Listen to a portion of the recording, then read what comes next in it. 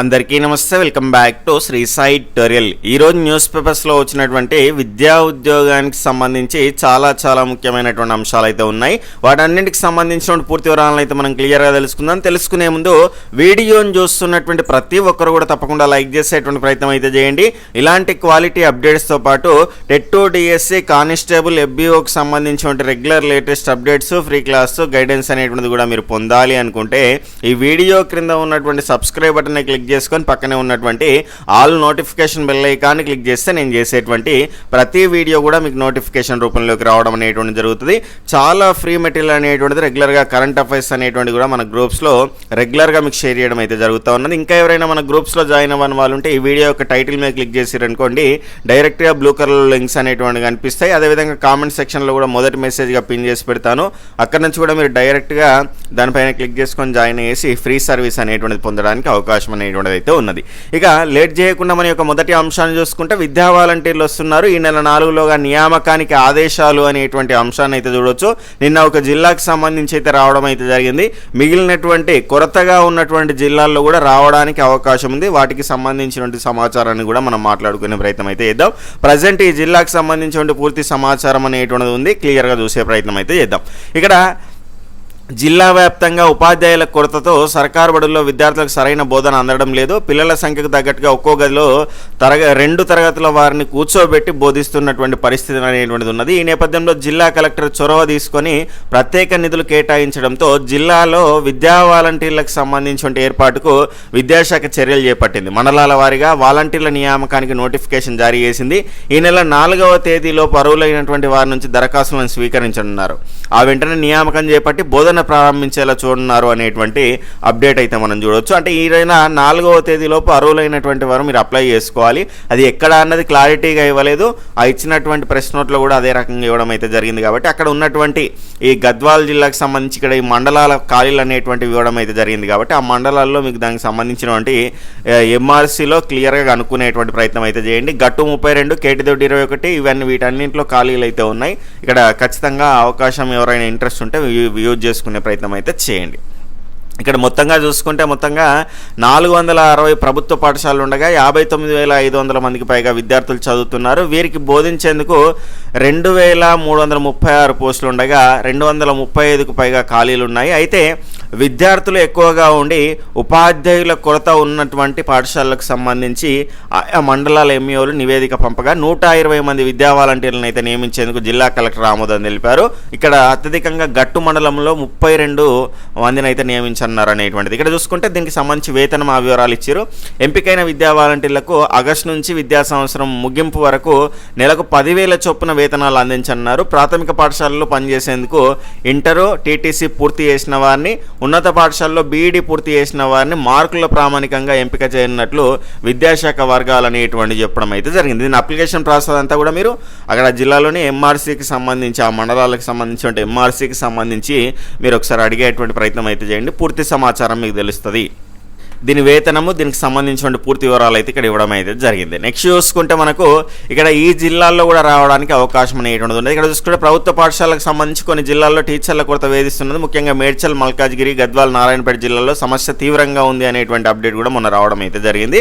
దాని తర్వాత కనుక చూసుకుంటే ఇక్కడ ఈ జిల్లాల్లో సెకండరీ గ్రేడ్ టీచర్ల అవసరం అత్యధికంగా ఉన్నది అనేటువంటి అంశంతో పాటు ఇక్కడ తరగతులకు సంబంధించి బోధించే సబ్జెక్టు కొరత ఉన్నటువంటి జిల్లాలతో పాటు రంగారెడ్డి, సంగారెడ్డి, కామారెడ్డి, మెదక్, నల్గొండ, సిరిసిల్ల, నిర్మల్, ఆసిఫాబాద్, ఆదిలాబాద్ జిల్లాలో ఈ రకమైనటువంటి కొరత ఉన్నట్టయితే గుర్తించడం అయితే జరిగింది. ఈ మేరకు రాష్ట్ర వ్యాప్తంగా 1173 మంది టీచర్లు కావాలని పాఠశాల విద్యాశాఖ జూన్ మొదటి వారంలోనే రాష్ట్ర ప్రభుత్వానికి ప్రతిపాదనలు అందజేసింది. అందులో 439 ఎగ్జిట్లు కాగా మిగిలినవి 734 స్కూల్ అసిస్టెంట్ పోస్టులు అనేటువంటి అంశం.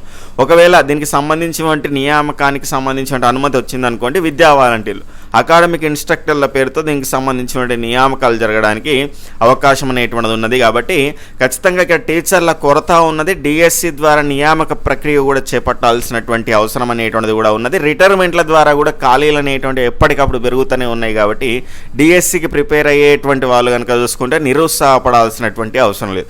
ఒకవేళ మీకు అవకాశం ఉంటే కానిస్టేబుల్కి సంబంధించి ప్రిపేర్ అవ్వండి. నెక్స్ట్ ఫారెస్ట్ బీట్ ఆఫీసర్కి సంబంధించిన నోటిఫికేషన్ వస్తుంది, ప్రిపేర్ అవ్వండి. వాటి తర్వాతనే మనకి డిఎస్సికి సంబంధించిన నోటిఫికేషన్ రావడానికి అవకాశం అనేటువంటిది ఉన్నది. ఈ రేషన్ వెరిఫికేషన్ చేసిన తర్వాత మన ఖాళీల వివరాలకు సంబంధించిన పూర్తి సమాచారం అనేది తెలుస్తుంది. అంతవరకు మనకు చదివేది కూడా చాలానే ఉన్నది కాబట్టి ఆ అంశాన్ని గుర్తుపెట్టుకోండి. మళ్ళీ ఒక టెట్ అయితే రావడానికి అవకాశం అయితే క్లియర్గా ఉంది. దాని తర్వాతనే మళ్ళీ డిఎస్సి నోటిఫికేషన్ రావడానికి అవకాశం అయితే ఉంది.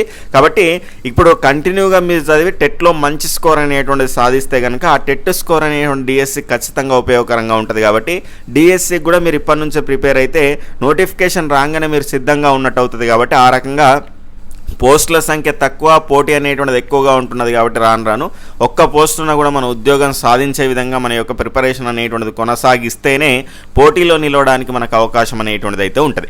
ఇక లేట్ చేయకుండా మన యొక్క నెక్స్ట్ అప్డేట్ అయితే చూద్దాం. అంగన్వాడీల్లో కొలువుల జాతర, 60 టీచర్ పోస్టుల భర్తీకి ఆమోదం, 15 వరకు దరఖాస్తుల ఆహ్వానం. మహిళా నిరుద్యోగులకు ప్రభుత్వం శుభవార్త తీసుకొచ్చింది. జిల్లాలో ఖాళీగా ఉన్నటువంటి 60 అంగన్వాడీ టీచర్ పోస్టుల భర్తీకి గ్రీన్ సిగ్నల్ ఇచ్చింది అంటూ ఈ అంశాన్ని అయితే చూడవచ్చు.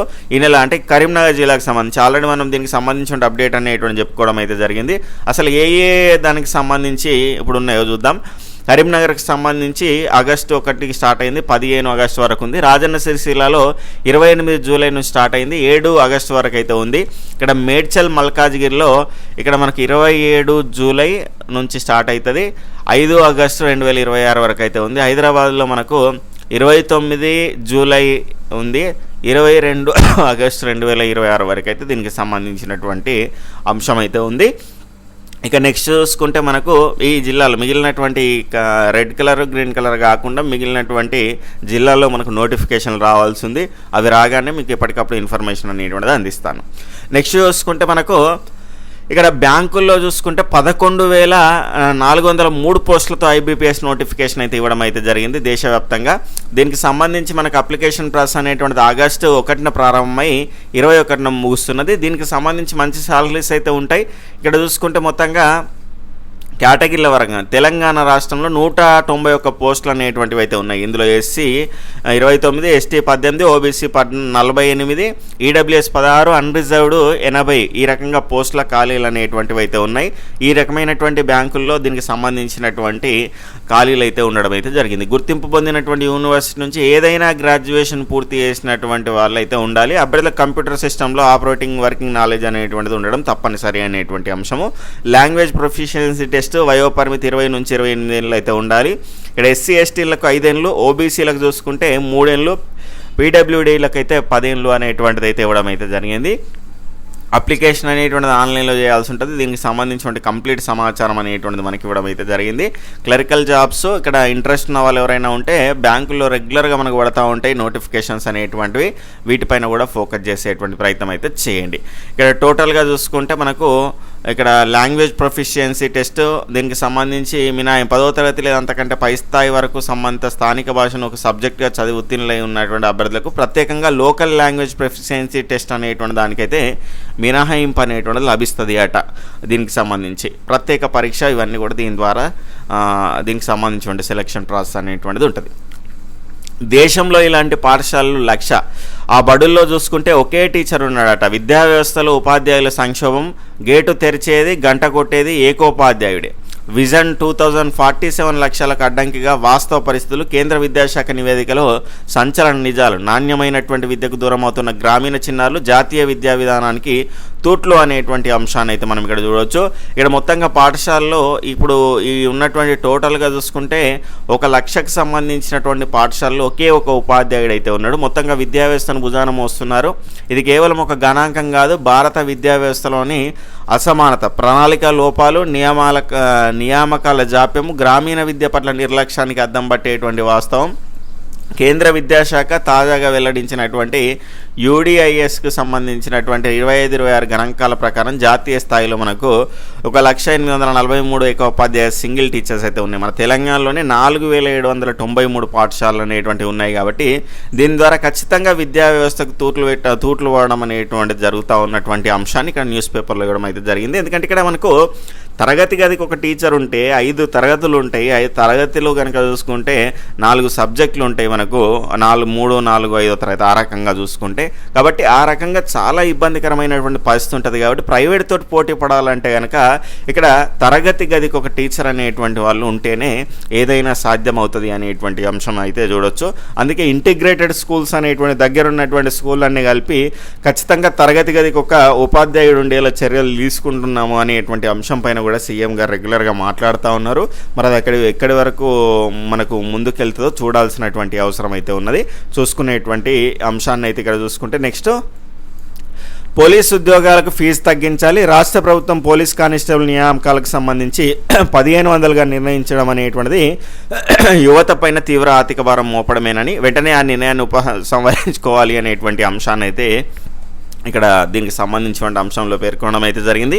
ఏజ్కి సంబంధించి కూడా పెంచాలి అనేటువంటి అంశంలో కూడా చాలామంది అభ్యర్థులు కనుక చూసుకుంటే దీనికి సంబంధించి మాట్లాడుతూ ఉన్నారు. మరి అది ఎక్కడి వరకు వెళ్తుందో చూడాల్సింది. దాదాపుగా నోటిఫికేషన్కి ముందే ఎన్నో ప్రయోగాలు చేశారు, కానీ అది ఏది కూడా కాలేదు. కాబట్టి ఇప్పుడు ప్రజెంట్ నోటిఫికేషన్ వచ్చిన తర్వాత మార్చేటువంటి అవకాశం అయితే లేదు. Okay friends, bye, take care, జై హింద్.